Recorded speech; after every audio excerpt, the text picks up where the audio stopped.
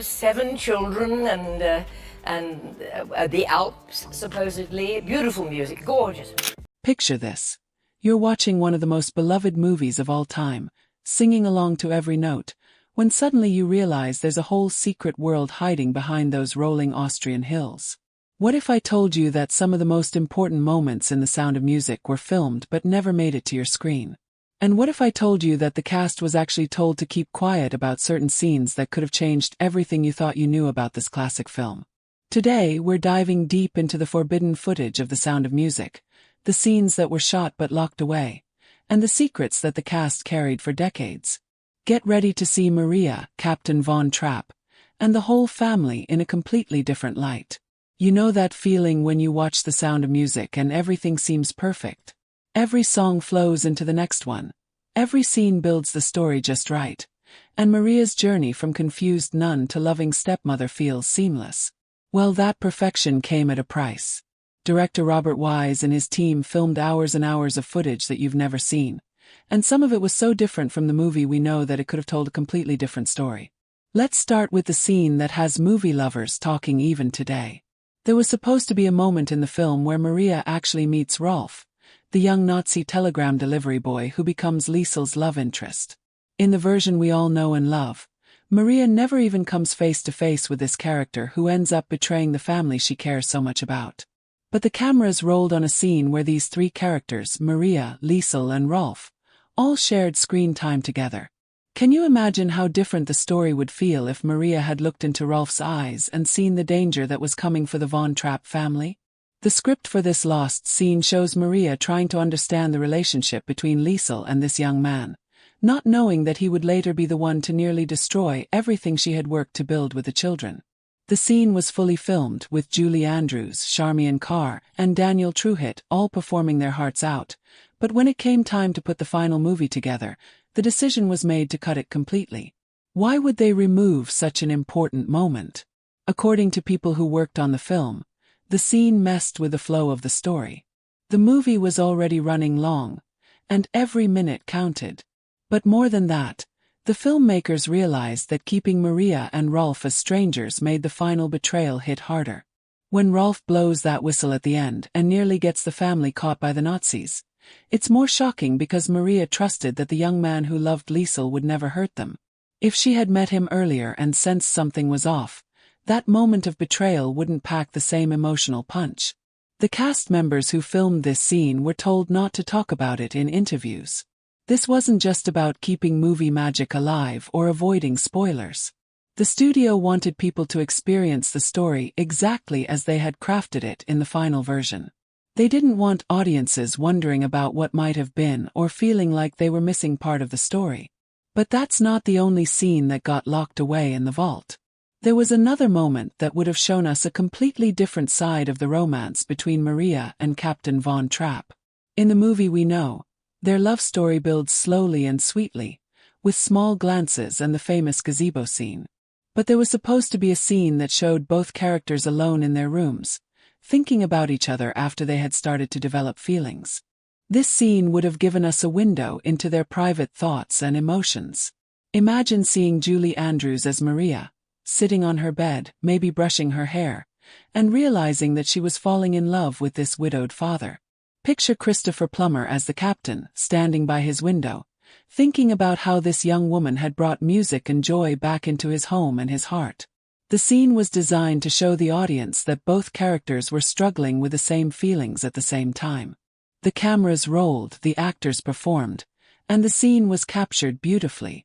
But when director Robert Wise looked at the footage, he made a tough decision.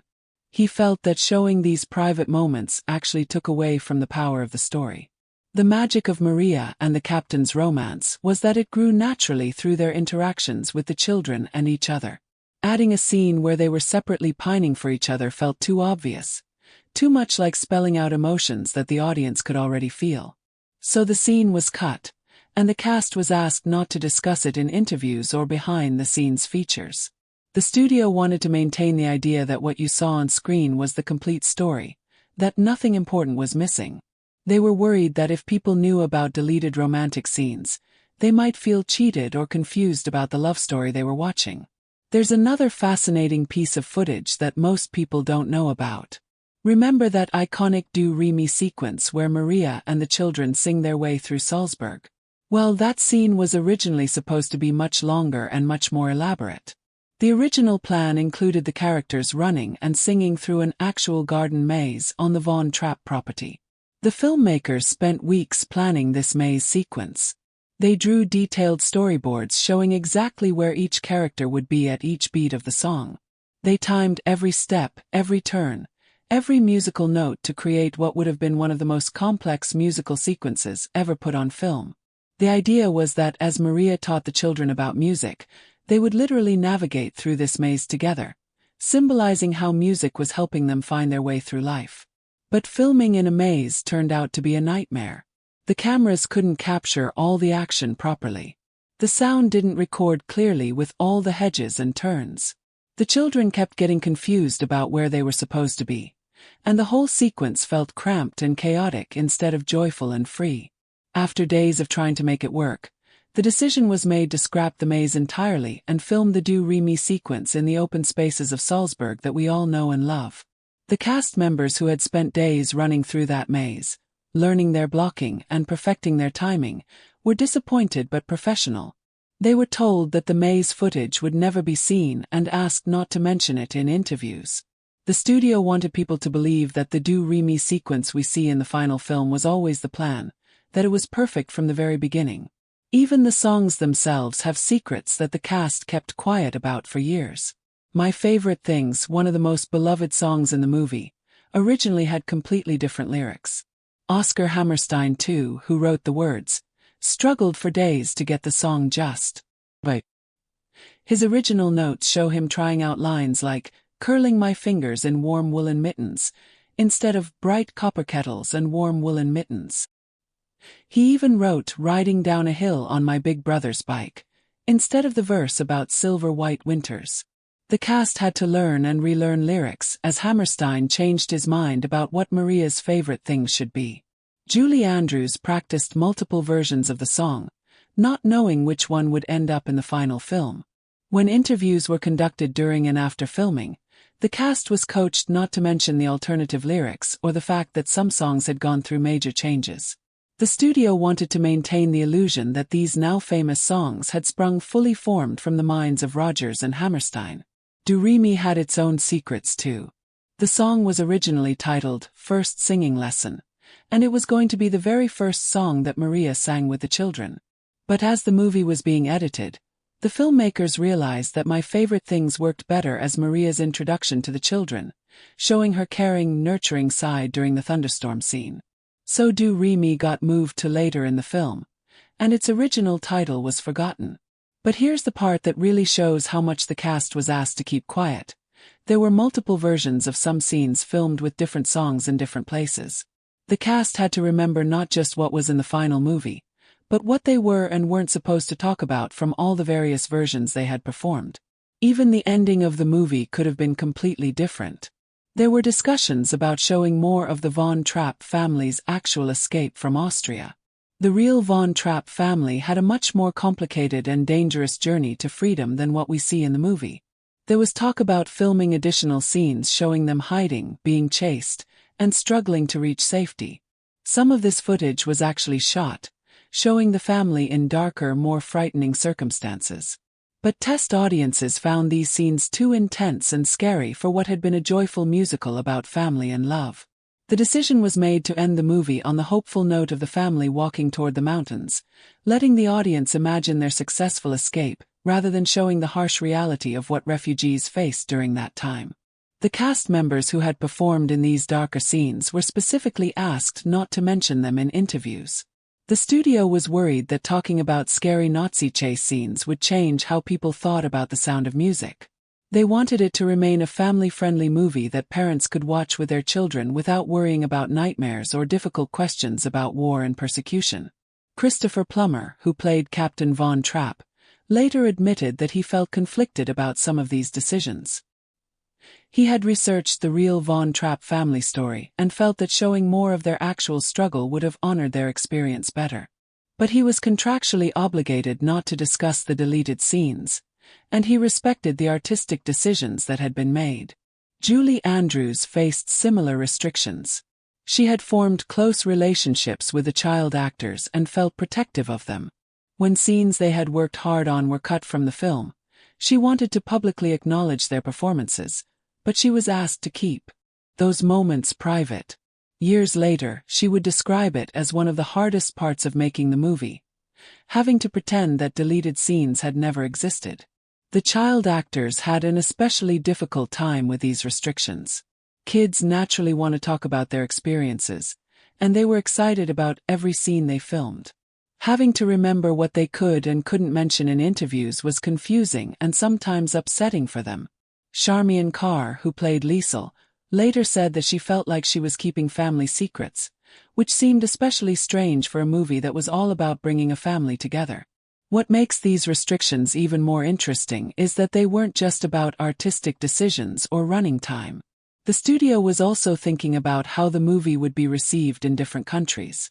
Some of the deleted scenes dealt more directly with Nazi ideology and the political situation in Austria. There was concern that these scenes might be controversial in some markets or might date the film by tying it too closely to specific historical events. The cast was told that by focusing on the universal themes of family, love, and music, the movie would have a longer life and reach more people. They were asked to emphasize these positive aspects in interviews and not bring up the political content that had been removed. This meant that even decades later, when people interviewed the surviving cast members about their memories of making the film, certain topics remained off-limits. It's fascinating to think about how different our relationship with The Sound of Music might be if all these deleted scenes had been included. Would we still sing along to My Favorite Things if we knew about all the alternative lyrics that didn't make the cut? Would the romance between Maria and Captain Von Trapp feel as magical if we had seen them alone in their rooms, obviously pining for each other?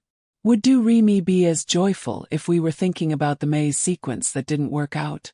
The cast members carried these secrets for decades, and it's only in recent years that some of them have started to open up about their experiences. Part of this is because enough time has passed that the original studio restrictions don't feel as important anymore. But it's also because movie fans today are more interested in behind-the-scenes stories and alternative versions of their favorite films. Modern audiences love deleted scenes, director's cuts, and bonus features that show them everything that went into making a movie. The idea that scenes were filmed but hidden doesn't upset people the way studios once feared it might. Instead, it makes them more curious and more appreciative of the artistic process.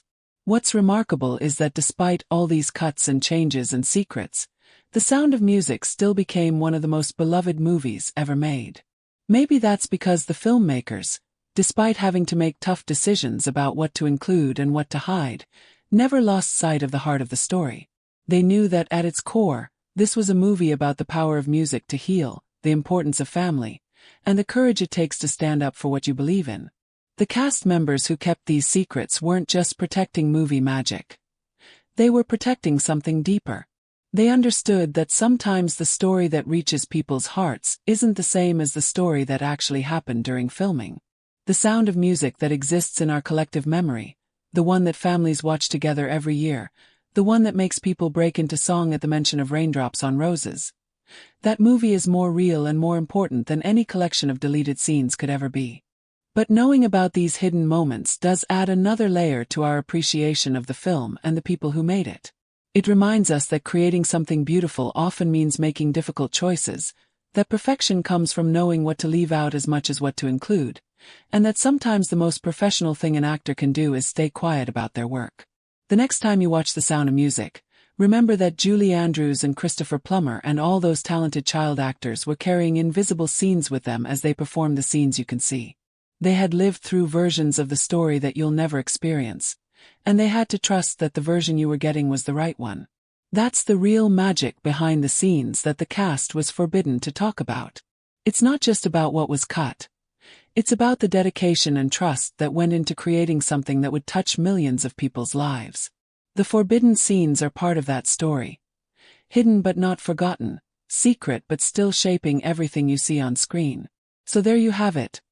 The secret world behind one of the most beloved movies ever made.